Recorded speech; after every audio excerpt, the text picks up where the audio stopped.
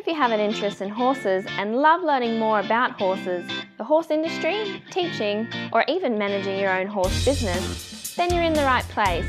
We would love you to join us on our mission, which is to improve the lives of horses around the world through the education of riders, handlers, and trainers. So get comfortable, listen in, and enjoy. This has been another episode sponsored by Online Horse College. If you haven't had a look at the wide variety of equine-specific accredited courses, then go to onlinehorsecollege.com and I'll see you over there.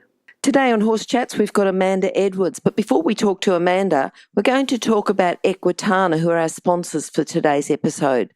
They've been celebrating 20 years of bringing Australian horse lovers everything they love, including equine entertainment, exhibition and competition. So join us on the 15th to the 18th of November in the heart of Melbourne to witness a packed program, including the main event, full flight, dressage freestyle, All-Star The Way of the Horse, and an Australian show jumping record attempt which has been held for almost 39 years, as well as the best equine retail therapy with more shops than Melbourne Central. Have a look now, equitana.com.au. Actually, I shouldn't even say have a look now. Listen to Amanda's episode first, or Amanda's chat, then go to equitana.com.au. Amanda, how are you? I'm really good. How are you? Good. So, Amanda, today we're going to talk a bit about you because you haven't been on the podcast before, but I also would like to ask you about your equine care clinic as well. No worries. Okay, now, Amanda, normally we start off with a favourite quote. So have you got one for us? I have got one. I've got a couple that I really love, but I really like this one in relation to looking after sick or injured horses, which is kind of what we do.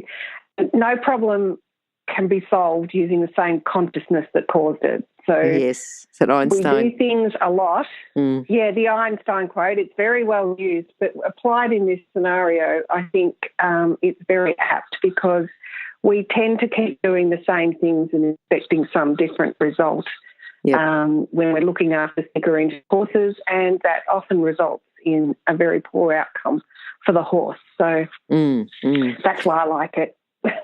We need to be thinking openly. Yes, and we always want the best thing for the horse, but sometimes those outcomes, not only are they wrong for the horse, but they're very expensive for the owner. Absolutely, and our whole sort of philosophy is it's got to be practical, it's got to be relevant, it's got to be as, evidence-based as you can get it in the horse world, and people have got to be able to do it and apply it.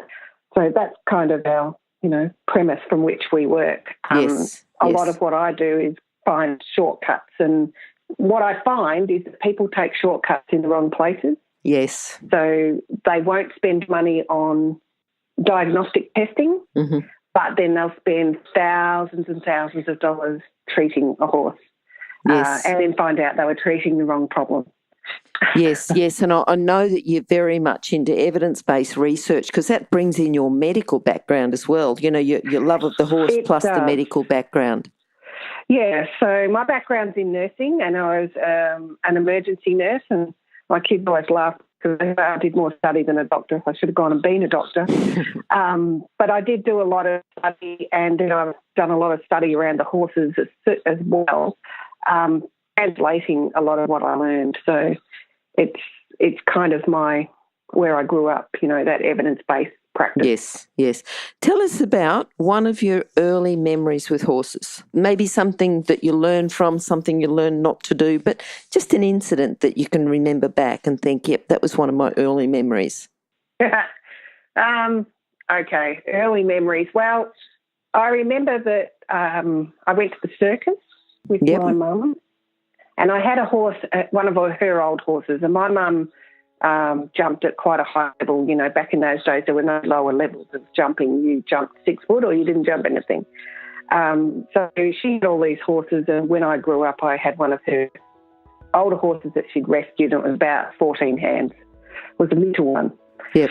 But I was like little. So I get this 14-hand horse, and I get on him. I go to the circus, and I watch all those lovely girls stand on their horses and canter around. So I thought that'd be a really good thing to do. So I come home and I canter up the hill and I stand on the back of my horse called Trigger. Of course he was called Trigger. They were all called Trigger, weren't they? And I stood up there and I, of course, fell off and landed underneath him. And he jumped over me. He did his very darndest because I literally toppled right underneath him. And he did he tried so hard not to stand on me. He nearly fell over himself. And I just thought, he did stand on me and I ended up with hoof print on my arm.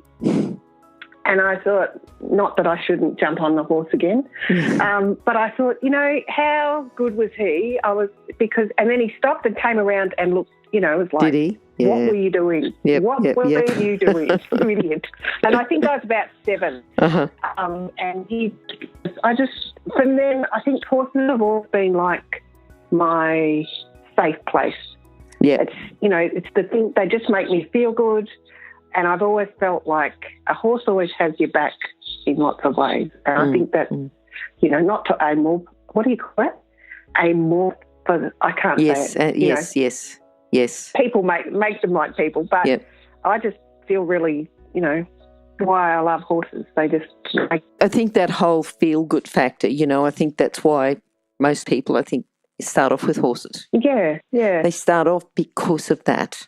And I think you're very aware, I'm sure, of the medical research just to do with the contact with the horse, the communication with the horse and the affinity with the horse and the positive aspects of it. Not that we're here to talk about that today. That's always another chat, but yeah. No, well, I've done that too. So I went over to America and did a couple of weeks with Ariana Strozzi, who was one of the early pioneers in that work. So to become an accredited equine guided educator. So, I've done lots of things in different ways.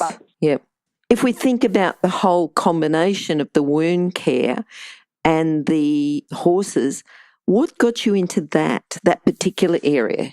Because we can talk about all your other areas of expertise, another time, but we've only got, I'm sure that, at some stage tonight you want to go out and feed your horses and have dinner and everything. So probably, if we just talk about what you're doing at the moment, which is the equine wound care and how you started off with that, because it's funny, isn't it? Because there's lots of people have niches within the horse industry, and that's a special niche within the horse industry, combining your skills and your love of the horse. Yeah, well, as I said, my background's in nursing, and wound care in nursing was, for people, was one of my passions. I really love it, and traumatic wounds, and I know it sounds terrible when I say it out loud, but what do you love about it? Do you love the fact that you can get people better? Is that what you love about it? Yeah, absolutely. Yeah, so it's the healing process. Healing those wounds, and on horses, healing them in the shortest possible time. And at the equine care clinic, we get we look after sick and injured horses. So for people when they can't do that. So we get lots of different types of conditions, but my favourite are the wounds. And the reason for that is that you can take an awfully big wound and put it all back together using simple techniques, because horses, of course, don't smoke, don't drink. Yep. And they're pretty healthy, so they actually will heal pretty well if you don't muck around with things too much. So what I find is that people get on Facebook and ask, here's my horse with its half limb hanging off. What does everyone think? Yep. And immediately people go to 1,000 different products. But that's so simplistic. What works at one stage for one horse on a wound is not going to work for the others. And even a lot of our equine vets are amazing. We have great vets in Australia. They're very well trained. Yes. But they do have to learn 100 species. They do have to do an awful lot of other things. So they're kind of, it's not a specialty for doctors in the human world, and it's not a specialty for vets in the horse world. So they have a standard set of, this is what we do for wounds. But when it starts to get a bit more complicated, or I've done the advice given out is not that flash. You want to keep it really simple, but apply the right product at the right time. So there's various stages of healing. You can do things at each stage to make that faster. Yep. To minimise, and the quicker you get it healed, the less scarring you have, the quicker you get back to work, and all of those sorts of things. So nothing more satisfying than that. in my world. Yes. I'm just thinking, if you were to employ someone, or, the particular character traits that you've got in the core skills, or for someone else, if you were going to employ someone to help you with the wound care and with the equine care, what sort of person would be interested in that particular part of the horse industry?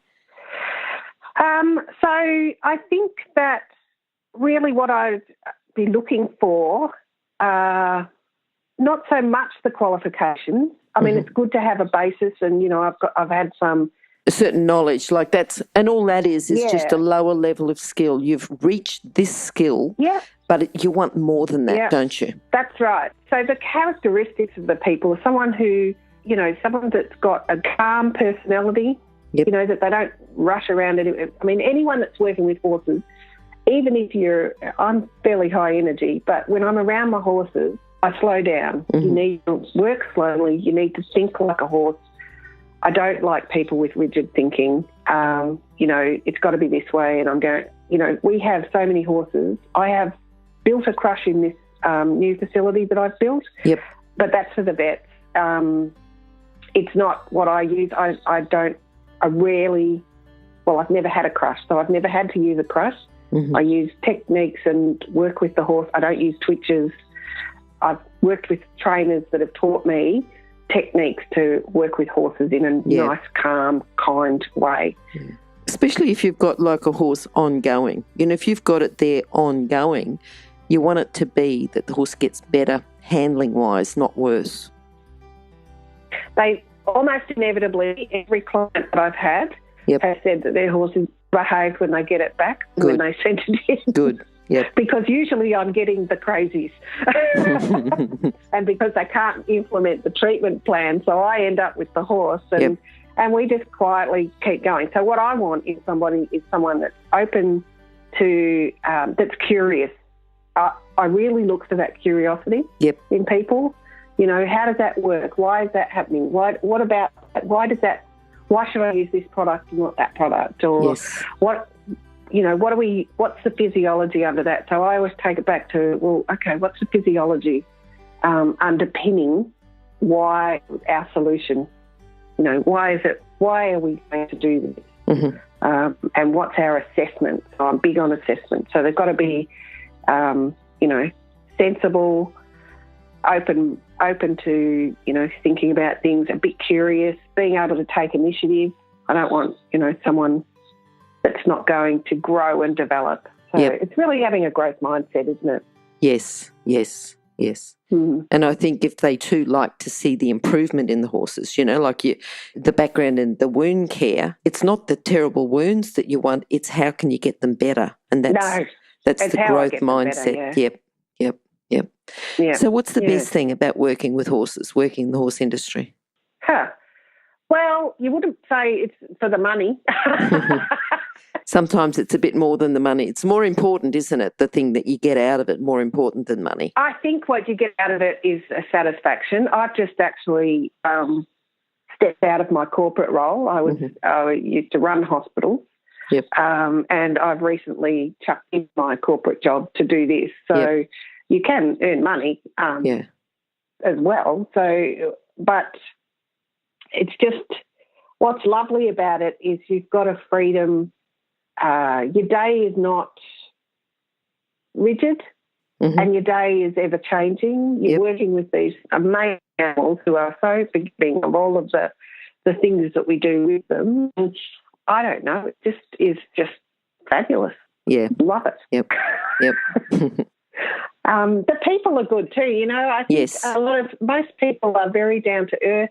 They're usually the people I associate with, they really care about their horses. They are happy to give you a bit of a helping hand. And I know it's not that way all throughout the industry, but there's a lot of, I think horse people rally behind each other quite a bit. So, yeah. I think certain blend of personalities. Yeah. Yeah. What about people, and thinking specifically about you getting into wound care, did you get recommended by someone? Did someone suggest this to you? Oh, yes.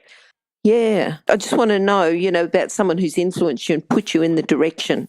Yep. Well, actually, it was because people kept asking me. So they knew I did wounds.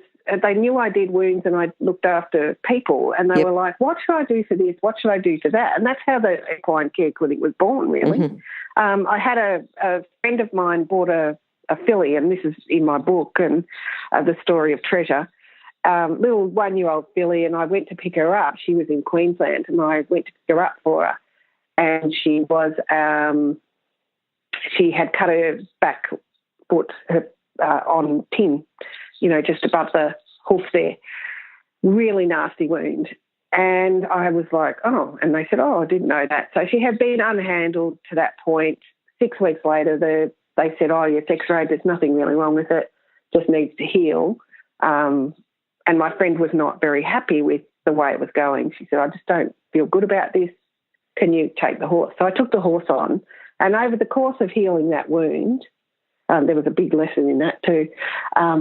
So over the course of healing that wound, my vets were coming to see me, and one of the vets, Emma, said to me, Amanda, you should do this for like a living, because people need this. There's so many owners out there that have got no idea. They get so stressed. They want to put them with us. We don't actually want to look after horses at the clinic. We want to go and do our vet practice. Yep. And so that's how it all started. And then it's just kind of grown, and then, I've developed products like first aid kits and things like that for horses. Yep. Just because it kind of rolled on from there, I sent a horse home, and the owner didn't do the right thing. Like, I wrote down all the instructions, so they didn't know how to do it. So I started doing workshops, teaching people how to, just horse owners, a day, or I teach them how to do that. And I wrote a book, because then I would just give them a copy, because I was always writing out the instructions. Yes. So I was like, I ended up being a book. I published a book, and I just handed it to them. So put that in their box, for discharge, and send them home and call me if you need me. So, and then we start doing consultations and things. So, yeah, I just want to touch on a point there as far as an equine business or a horse business, that a lot of people want to work with horses. They want to work in the industry. They see the benefits of working with horses and, with the people, and the satisfaction, flexibility of the hours, everything else. But they choose the wrong niche. They choose the niche because that's the niche they want to work in, whereas you chose that niche because there was a need. Because there was a need, and people kept asking you. And I think that's a really big thing when you're choosing a horse business. There's got to be a need there. You've got to be in an area where there's the population. Yeah, people have got to be willing to pay you for that. So, just wanted to point that out, because I think it's a very important business decision there. That's absolutely true. There's no point setting something up that's not going to be viable. And I wasn't sure, when we first started, I wasn't sure. And it's become, we've been going since 2010, and it has always been a bit of a side gig, but my daughter's been involved. She's now just finished her nursing paramedic degree. But she also had certificate too in equine studies through school. So she has worked with me. My husband does all the maintenance, the feeding, the around care. Yep. And I kind of have done the care planning and assessment, It's worked pretty well. And it's also meant that while I was doing administration type work with my nursing, I still had a clinical hand in with the horses. I'd be doing quite clinical things that I loved. Yep. And now I get to do it all the time, which is so amazing. Yeah. I just want to hear a case study, one horse that you can say, right, this horse is, a great success story, or is it Treasure that you'd like to talk about? Treasure ended up being not such a great success story, but we did heal the wound, but then found out, and this was my big learning, never skimp on diagnostics. I say this to everybody. Yep. I trusted what those people told me, which was that the vet had x-rayed it and there was no involvement in the joint. And that wasn't true. And so as it had healed a little bit, we couldn't see in, and we didn't re-x-ray it. And I would always do that now, or I get them to send me. Yes. Because what happened was we healed the wound, and then it broke down again, and we found that she'd had joint involvement. So we didn't, she was not able to be saved. So mind you, by the time, she went from an unhandled 12 months old, to someone that could, I could do the dressing without her even being tied up. So she was just, really sweet, and it broke my heart. It was heartbreaking, but it was a big lesson in lots of ways. Anyway, so I guess one of the ones that we've got now, my latest he's our first patient in our new facility, which is much, much fancier than my old one. I look at it and think it's very fancy. Yeah, good.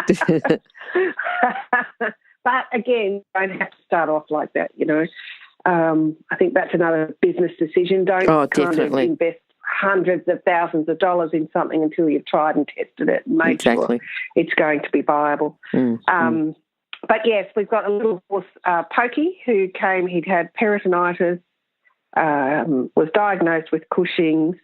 His laminitis was so severe he was pretty much unable to stand his pin bones. His soul kind of rotted away. He was in a really bad way, very unstable with his Cushing's and so forth, and we're just about to discharge him. And he was trotting and pig reading. This is a little horse that hardly moved. Yep. And he was trotting and pig reading around the paddock the other day, and we were all cheering. Wow, isn't that good? Isn't that good?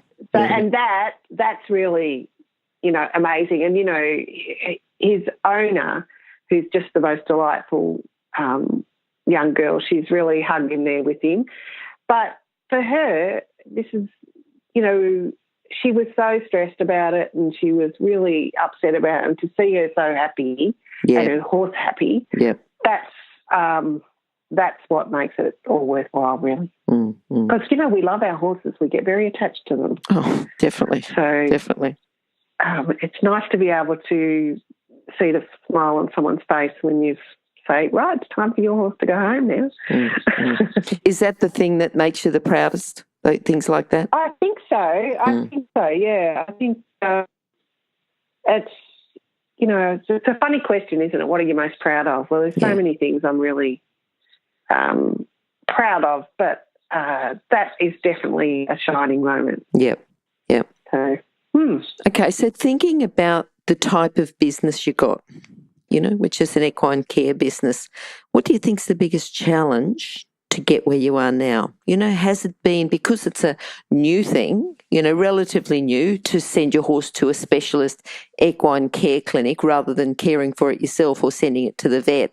How have people taken to it, or what sort of challenges have you had? Well, it's funny, I have had lots of people say, oh, that's a fantastic idea, and da-da-da. And I don't, I've never had trouble, there's always horses sort of trickling in. Okay. There's always somebody that needs that. I mean, people are so busy.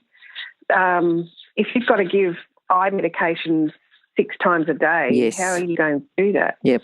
And that saves your horse's eye. Well, even from a cost perspective, I mean, we're much cheaper than vets. So from a cost perspective point of view, that's much cheaper than having your horse's eye removed. Yes. So it's that sort of, I haven't had a lot of resistance. I've had people tell me that people wouldn't pay for this service. Yep. And that they would not be, they'd run out on me with the bills and all that sort of stuff. I had a couple of people tell me that at the start.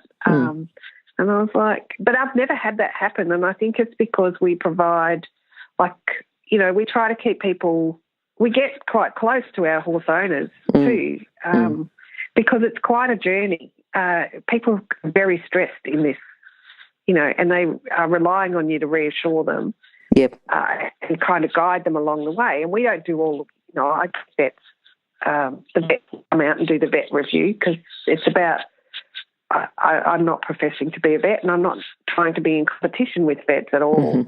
I work with them. I'm part of the care team as far as the way I see it. Yep. So we always have vets working with us, and we always have other therapists. And, with this little guy, we had an equine podiatherapist, so someone that specialises in horse care.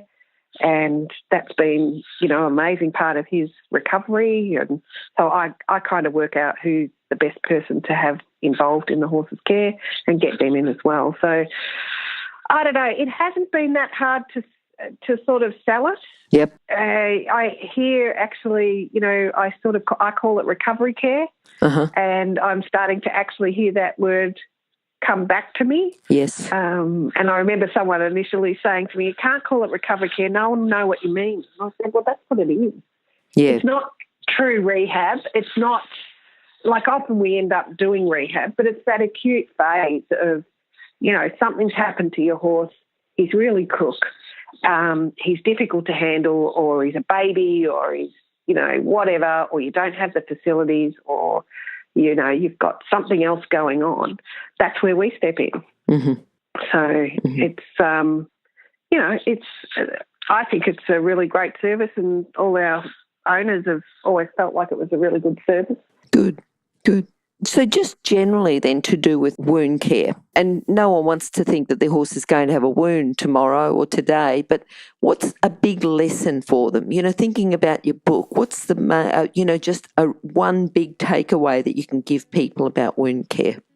Less is more. Okay. So don't chop and change your products. Don't do it. Mm-hmm. Just resist the urge to put 30,000 different things on. Yep. A new product every week. A lot of the times you're ending up with the wound trying to combat the effects of what you're doing to it. So get advice, from someone who actually specialises in wound care, and not somebody that's just, kind of telling you the same thing. So, commonly I see people using a lot of sort of, I use betadine on all my wounds for the whole time. Well, yeah. I wouldn't use betadine on a wound. I just don't. Mm-hmm. So there's kinds of, or I use this product, or I use that product. And I think, well, it's matching the product to the stage of wound healing. There's several distinct phases, and you have to match the products to those phases. So, and stop mucking around with it so much. If you're an equestrian coach or a horse riding instructor, or even if you aspire to be one, have a look at the free video series for horse riding instructors on the Horse Chats website. Go there now, have a look, horsechats.com. And if someone was in that position that they had a wound, but they were, overseas, because we do get a lot of people from overseas and they wanted to contact you, can they contact you, send a photo and you give a recommendation? Do you do that online support? I do, actually. I've had a few people from Outback Australia, quite a number of people that sort of, I'll answer questions on forums when I'm not busy, if I'm sitting at the train station or something. I've had people pick up and they'll come through and contact me, usually through Messenger or Facebook, and ask me questions, and I'm happy to, give support that way. Good. So, good. Okay.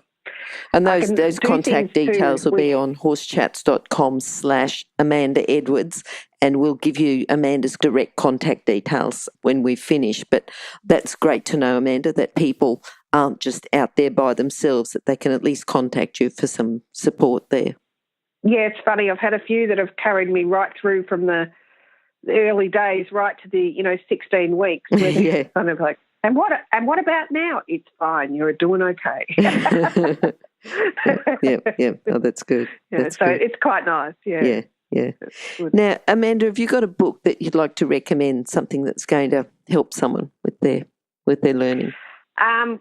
Well, I really like one of the books that I really liked was The Pony That Did Not Die. I don't know if you've heard about it. Yes, I have actually. Yeah. Andrews? And Nikki and Andrew Bowe, Yeah. I think Andrew's been a guest with us as well. Yeah. Yeah, he's such a great guy. Yes. They both are, Nikki and Andrew, are great people. So, but he has, it changed my whole thinking about laminitis and that being the end of it. Yep. And we've had a number of horses come through now where their pedal bones have come through the soles, and we've been able to get them through that period and back into being, sound to some degree, and being useful still as a horse. And I think that's quite amazing. I remember the first one, and my vet said to me, I went back and I discussed this case with Rowan, the other vet, and he said, I wasn't quite sure what to do next. And I said to him, what happens when Peter goes out? He goes, you shoot the horse. That's what you do. Yeah. But that book changed it. You don't have to. They don't have to be euthanised. And it can be retrieved with the right treatment and the right care. So, and I think that's a lot more open now. The whole nature of barefoot is a lot more accepted now. Yeah, I mean, I was, my first horse that I had barefoot was because my farrier had had a boating accident and was unavailable, and the horse lost a shoe, and I needed to compete. So we whipped him off and put boots on, and that was it. Was all the horses did so much better. I was like, oh, well, that's it. Yeah. So anyway. What about your book, Amanda, the one that you give to people?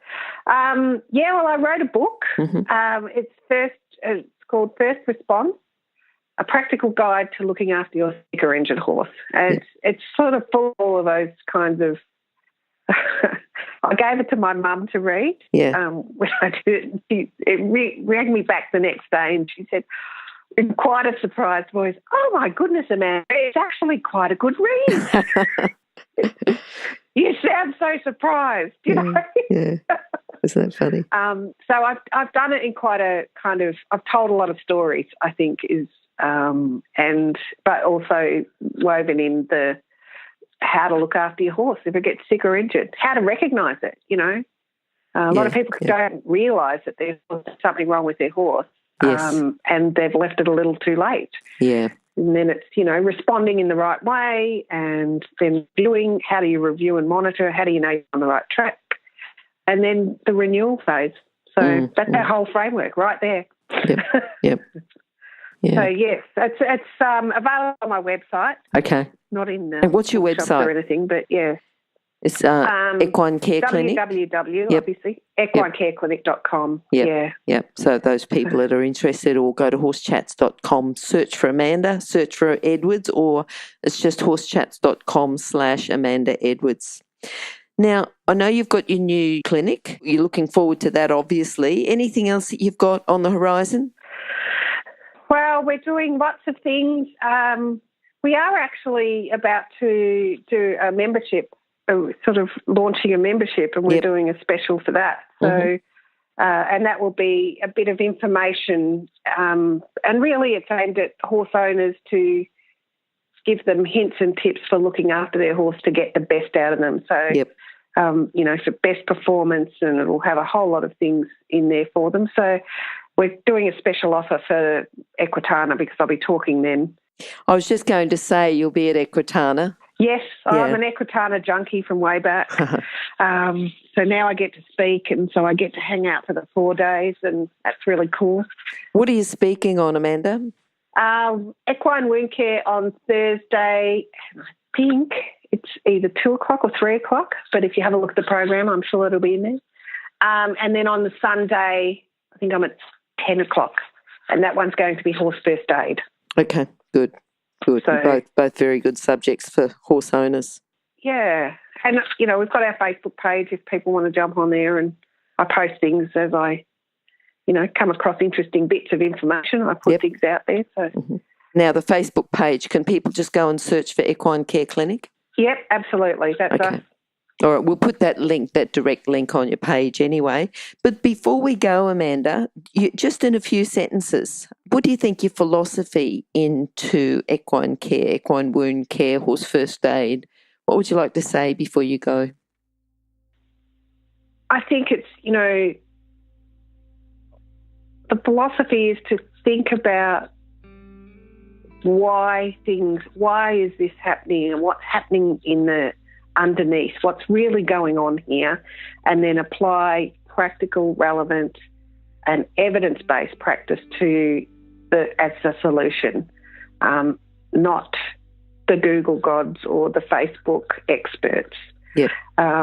Because I think you can get far too much advice. So just make sure, sift through and find what's true and real. It becomes very overwhelming for people otherwise, I think. Yep.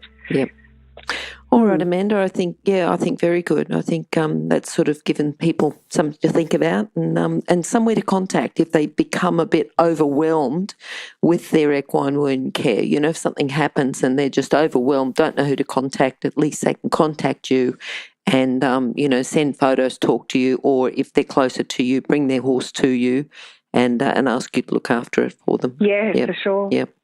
Yep, we're happy to help. Very happy to help. All right. What about a phone number, Amanda? Have you got that so people can contact and an email? Okay, so phone number is 0408 554 823 and the email, probably the best email is info@equinecareclinic.com. Perfect. And those details will be on your page as well, horsechats.com/Amanda Edwards. So, Amanda, hopefully we'll catch up again soon. I think you've got lots of information there for our listeners, and I'll catch up with you at Equitana, but I'll talk to you on the Horse Chats as well. So thank you. All right. It'll be lovely to see you, Glenys. Good to see you Thank you very again. much for having me on the show. I appreciate it. Bye-bye. Okay, bye. Now, if you're still there, you probably know that I'm absolutely passionate about education within the horse industry. That's why I host this podcast. My other venture is Online Horse College. Have a look now at onlinehorsecollege.com and I'll see you over there. Remember that our comments and instructions are general in nature and do not take into consideration your individual horses or your individual ability and circumstances. If you enjoyed this podcast, then please leave your comment below.